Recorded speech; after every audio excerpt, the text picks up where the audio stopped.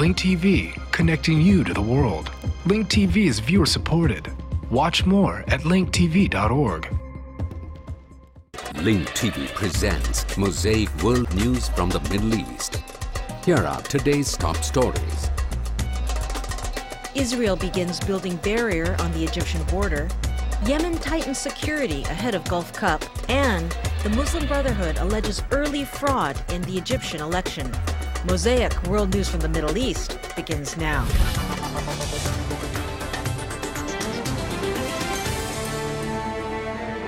أعلنت وزارة الدفاع الإسرائيلية عن بدء العمل في بناء جدار على طول الحدود مع مصر. The Israeli defense minister said construction of a wall has begun along the border with Egypt to stem the infiltration of militants and illegal African immigrants. Israel also says that the wall will be around 250 kilometers long with an electric fence and an advanced surveillance system. The cost of this wall is estimated at $370 million. Israel made the decision to build the wall early this year. Here, along the border with Egypt, Israel began constructing a massive security wall that it says is aimed at protecting itself. According to Israeli statements, hundreds of African immigrants enter Israel illegally every week through its border with Egypt, especially those who come to apply for political or economic asylum, in addition to drug traffickers and weapons smugglers. The basic construction plan includes two parts. The first is from Elad city to the north, and the second is from Rafah crossing to the south. The length of this wall may be up to 250 kilometers.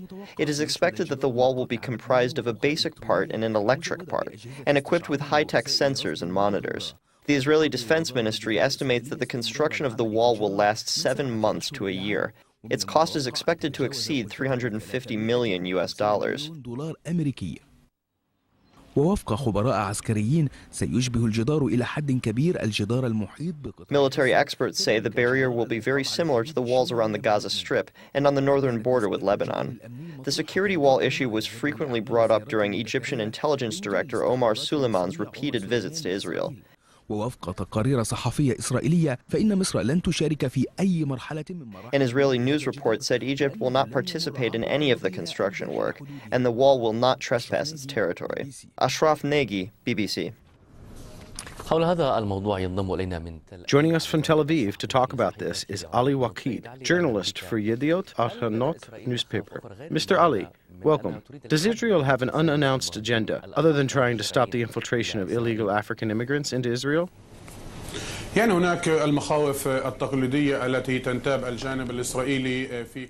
are the usual fears that haunt Israelis about foreigners' activities or the existence of foreigners in Israel in general. I mean, a person living in Israel can see every day that Israeli police are watching the African or non-African immigrants in the streets of Tel Aviv and other Israeli cities.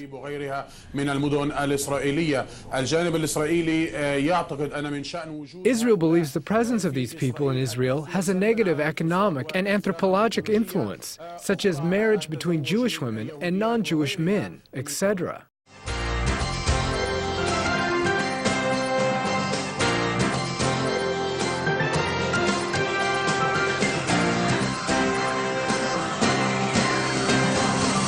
The Knesset is holding an important session at this hour to decide how the government will approve handing over land in future peace deals. Joining me now in the studio with the details is our reporter, Jordana Miller. Good evening, Jordana. Thanks, Yochanan. It's going to be a late night in the Knesset for lawmakers. Debate on this controversial bill began just about an hour ago, but the final votes aren't expected until just before midnight.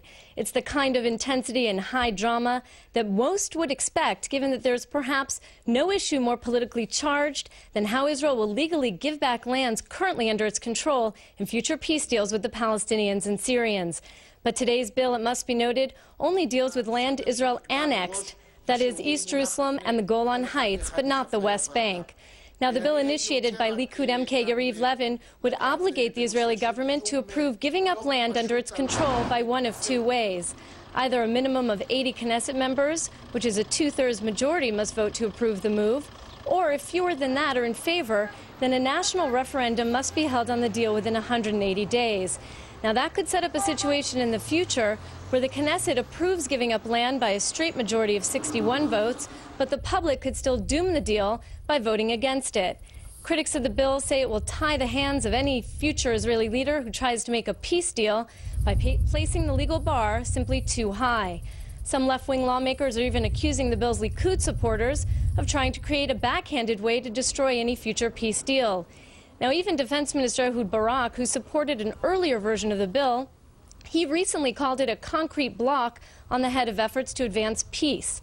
Now, others, like Speaker of the Knesset Reuven Rivlin, see the bill as a dangerous attack on the parliamentary system and the legal authority of the Knesset. A national vote, Rivlin said, should not be used to bypass Knesset decisions. Instead, he believes new Knesset elections should be held. Likud MK Yariv Levin, who introduced the bill 3 years ago, says it will unite the nation and that it's true to the spirit of peacemaking, which should be made not just between leaders, but between people. Now, political sources say that despite some misgivings, the bill is expected to pass both readings today and be ratified by a 70-plus majority vote. It's unlikely that the United States or Palestinian leaders will respond well to the newly passed bill. Yochanan? Thanks, Jordana.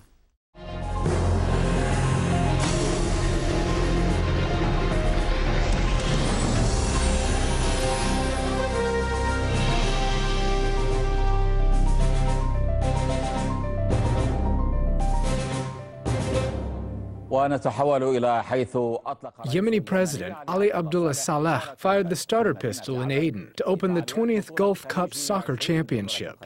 The games will be played amid tight security measures in order to secure the event following threats by the Southern separatist movement.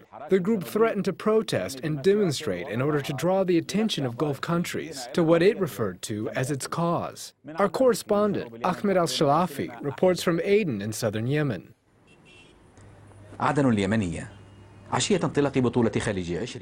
the Yemeni city of Aden on the eve of the opening of the 20th Gulf Cup Soccer Championship. The city is filled with joy, especially because Yemen is hosting the games for the first time. It is also the first time Yemen is witnessing this number of visitors from the Gulf.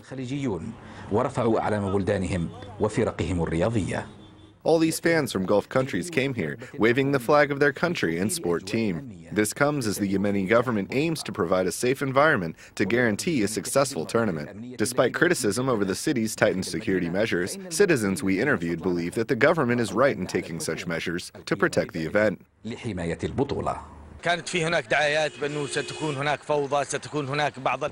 There were claims that there would be chaos and turmoil, but thank God things are good. All this talk about us, the claims and confusion, were meant to harm the cup and the people. But the situation in Aden revealed the opposite. Things are going well and smoothly, and people are ready for the cup. The proof is the large number of people who celebrated in the streets yesterday. The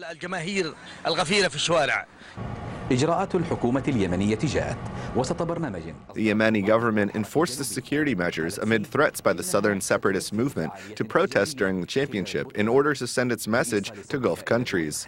However, some of the Gulf visitors we met praised the efforts they observed. أشادوا بالاستعدادات التي لمسوها. أو سمعنا كلام يعني غير المتوقع. We heard some unexpected talk. We crossed the border through the Aden Road, and whether it was the people or the government, we were welcomed very warmly. They were very hospitable and were very welcoming.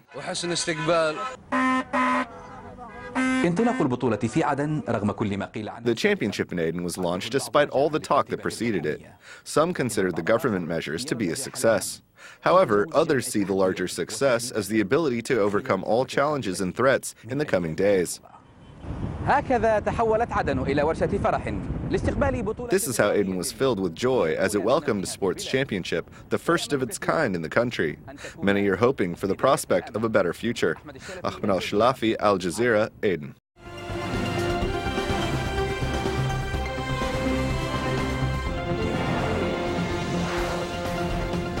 Now, beginning this news edition with developments in Afghanistan, the Afghan president has signed an agreement with NATO in the recent Lisbon conference, ensuring the presence of U.S. and NATO forces even beyond 2014. That's the deadline set for the end of NATO military operations in Afghanistan. Well, this agreement has angered many Afghan lawmakers and people. They say it is illegal and does not enjoy public support. NATO leaders and President Hamid Karzai started a summit for talks on Afghanistan in Lisbon this weekend. And at the close of this two-day summit, Karzai signed a long-term security agreement with NATO. Under this deal, Afghan control of security matters is to begin in July of next year and end with full Afghan control by the end of 2014. The alliance also signed a document retaining an option to keep troops in the country beyond that time if necessary. We are moving in the direction of transition to Afghan leadership and Afghan ownership. But it has not been welcomed very much inside Afghanistan. Many Afghan lawmakers and people are strongly opposed to this agreement. They call it illegal, saying the government should have sought the approval of the parliament before signing this agreement of partnership with NATO. The NATO leaders that claim to be supporting democracy have violated Afghanistan's constitution in Lisbon. They have extended their military presence in this country without consulting the people. And a lot of people are skeptical about the handover of security from US-led troops to Afghan forces. The Afghan people wanted President Karzai to reiterate his opposition to the military presence of the US-led forces in the country at the summit, as recently he has strongly turned against the West. But his tone changed in Lisbon, and now to people here, the long-term stay of the foreign troops means more violence. This man says peace can be brought back only after the foreign boots leave their land. As soon as foreign troops leave Afghanistan, peace and stability will be restored. And if they don't leave our land, they will face the fate of Russia and Britain. More than 9 years after the US-led invasion of Afghanistan, insecurity is widespread. Peace an illusion, civilians are killed in huge numbers, and the Taliban are far from defeated. And this tells many here one of two things. Either the foreign troops cannot fight, or they don't want a peaceful and a stable Afghanistan. Faiz Khurshid, Press TV, Kabul.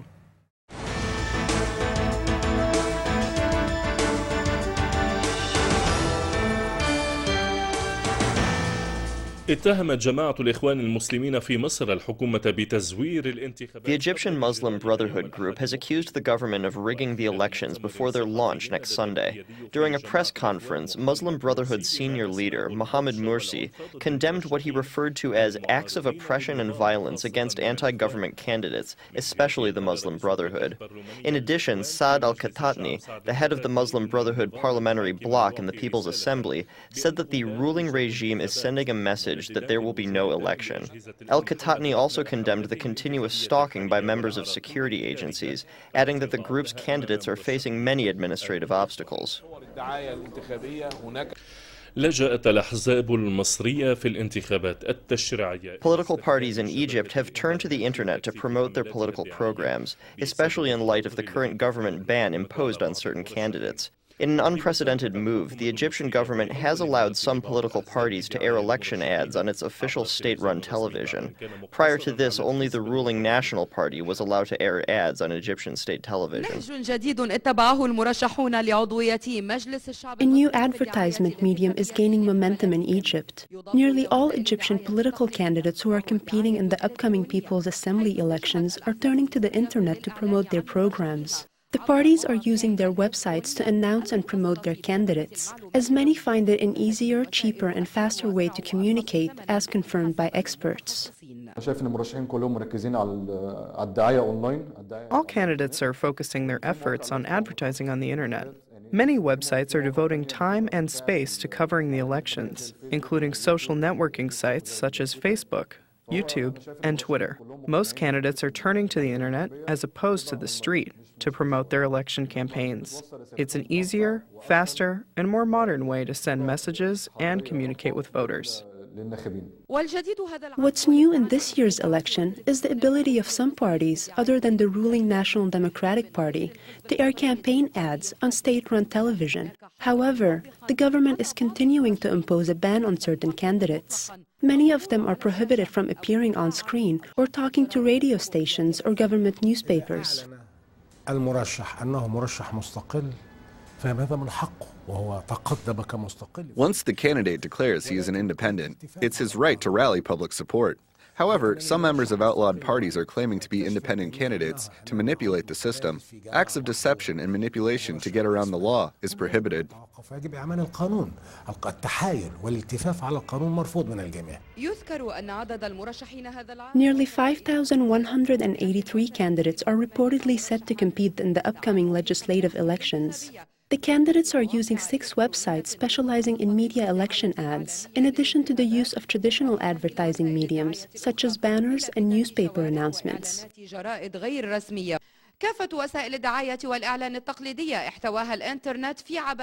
The internet has easily stolen the spotlight from traditional advertising mediums in Egypt. The vast majority of candidates are using famous social networking sites such as Facebook. Amani Kamal, Al-Alam, Cairo.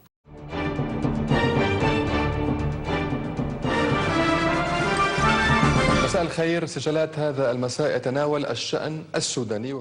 Sajalat will discuss the situation in Sudan, which has become a regional and Arab issue, and also an international issue, seeing that the latest meeting held in New York between Mubarak and the American president reflected direct American interest in Sudan.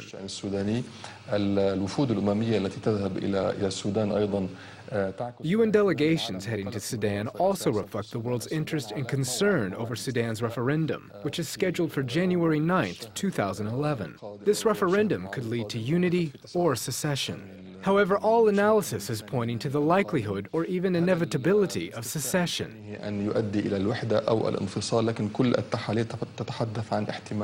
We will discuss these southern and northern Sudanese issues, which are also relevant to Africa and the world, with Dr. Mudawi El-Turabi, researcher in African and Sudanese affairs. Welcome, Dr. Mudawi. Of course, all discussions on Sudan point to the tense situation, and officials have even started discussing the possibility of war breaking out.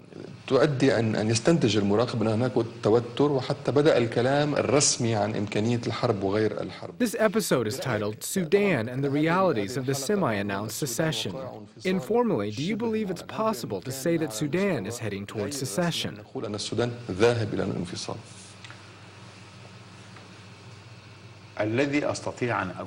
What I can say with certainty is that all possibilities are on the table. Until now? Yes, until now. Is that a wish or a reality? Will the ballot box hold a surprise? No. It is based on reality. It is based on analysis and surveys. What we hear are the words of the political elite.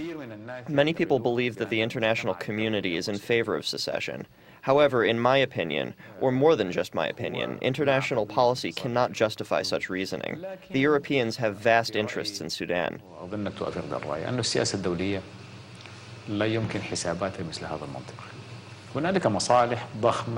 Three Security Council members, Britain, France, and the US, have oil and commercial interests. In addition, the relations with other countries could be either negatively or positively impacted by Sudan. And there are problems facing the war on terrorism, which is now located on the outskirts of Sudan. These problems have moved from Yemen to Somalia, and then from Somalia to Uganda, which was targeted by the Somali al-Shabaab. Uganda is unaware of the location of the Lord's army. Is it in Sudan, Uganda, or did it move to Central Africa and northern Chad?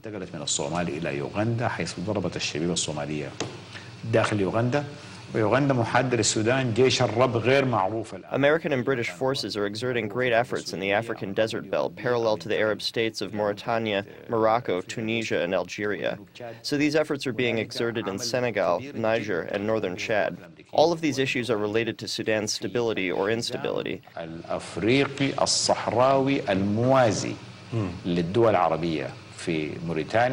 If, God forbid, the South secedes, the Southern elite and the People's Army, which is predominantly Dinka, will control all administrative affairs. But the oil, the wealth of the North, is present on Nuer land in the Upper Nile. The Nuer tribe has its own ambitions. It is a large and combatant tribe and would not allow the Dinka to hold both the wealth and the power.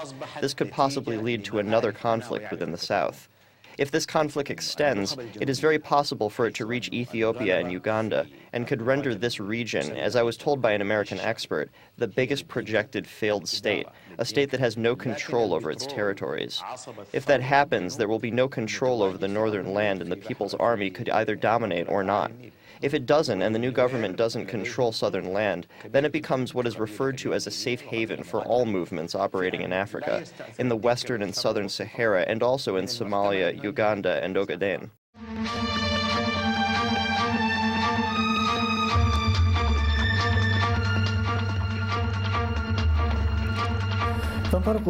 Iraq will soon launch a national comprehensive campaign aimed at gathering enough information to help identify the remains of victims of mass execution. After the bodies are exhumed, a DNA database will be cross-referenced with a list of missing persons. Forensic experts will then match the results with DNA samples taken from the victims' relatives. Nearly 3/4 of the bodies exhumed from mass graves have not yet been identified. In cooperation with Baghdad's Martyrs Foundation and the Ministry of Health, the Iraqi Ministry of Human Rights has launched a nationwide campaign that aims to help identify the victims of mass execution. The ministry seeks to gather enough information to help forensic experts identify the bodies of missing victims and return the remains to their loved ones. The experts will take samples of the remains and run DNA tests in order to cross-reference them with DNA taken from relatives. The Ministry of Human Rights will preside over the committee in cooperation with the Martyrs Foundation and the Ministry of Health, led by the Medical Examiner's Office. The Martyrs Foundation will collect samples from the victims' relatives as well as gather information on the victims prior to their death. The Ministry of Human Rights was in charge of exhuming the bodies from the mass graves to run DNA tests on samples from the victims' bones. The Martyrs Foundation said it was able to recover the remains of more than 40,000 bodies from mass graves. The foundation added that 3/4 of the bodies have not been identified yet.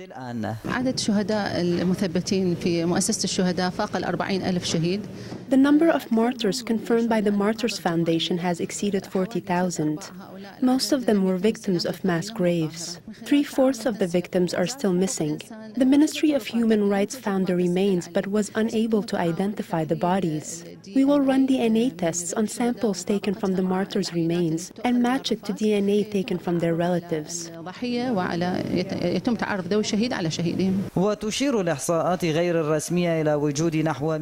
According to unofficial estimates, there are nearly 120 mass grave sites scattered across Iraq. Most of the graves discovered correspond to atrocities perpetrated by the former Iraqi regime, which reportedly carried out an elaborate campaign of arrests and mass executions, targeting hundreds of thousands of Iraqis, especially in the north and the south. Ahmed Mohammed, Sumaria.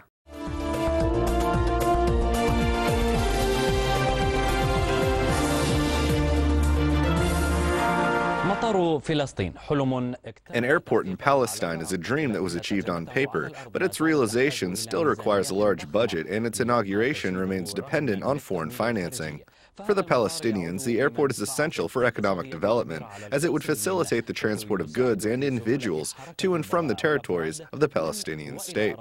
In addition, it would create work opportunities, link Palestine to the outside world, and lay the foundation for a fully integrated transport system. From Ramallah, this report by our correspondent, Mohammed Al-Sayed. Aviation stopped in Palestine after the occupation destroyed Gaza's international airport during the Intifada, but the dream remained alive. The blueprints for the Palestine International Airport have been drawn. It will be built on this land between Jerusalem and Jericho. Work on the ground will be completed when all the required means are available, and if the usual Israeli disruption does not make an appearance. The airport is meant to symbolize Palestinian statehood. The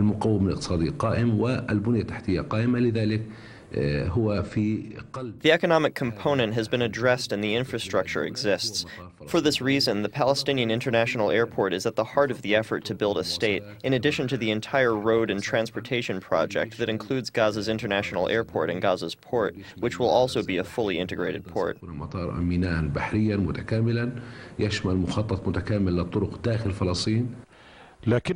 However, these ambitions require a large budget. The Palestinian Transportation Minister believes it is available, as communication with international companies is ongoing, most notably with Dubai Ports International.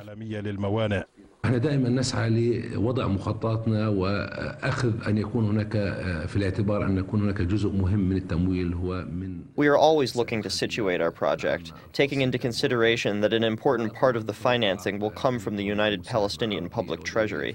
Of course, we expect Arab and international contributions to aid the financing of these projects. We have been in touch with the Dubai Ports International, the company that will build, manage, and operate the Gaza port in accordance with BOOT regulations, because of its high expertise and management capabilities. Of course, the Palestinian element will play a positive role and contribute to the work of Dubai Ports International. Our brothers at the company welcomed us. We are in the private sector. The management of these vital facilities needs to be sound.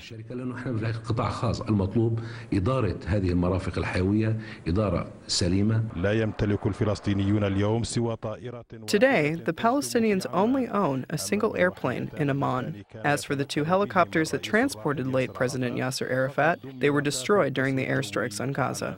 The Palestine International Airport has been finalized on paper with all its runways, control towers, and departure and arrival lounges. However, the land on which this airport will be built remains a habitat for wild animals and a stage for the occupation army's live ammunition training sessions. Palestinians are hoping that the day will soon arrive when this desert is transformed into an inspiration. Muhammad Al-Sayed, Dubai TV, from the old Palestine International Airport near Jericho. The views expressed on Mosaic are from contributing broadcasters, not Link TV or its sponsors. The production of Mosaic is made possible from support of viewers like you. Thank you. Watch Mosaic World News online. Stay up to date with breaking news. Read our blog. Get transcripts of past shows and more at linktv.org/mosaic.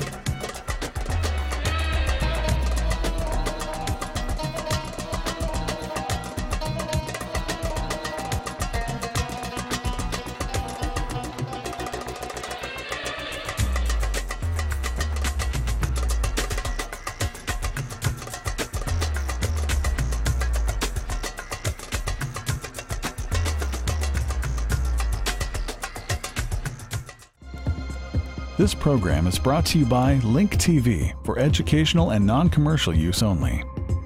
Link TV is the only U.S. network dedicated to global and national news, uncompromising documentaries, and diverse cultural programs which connect you to the world.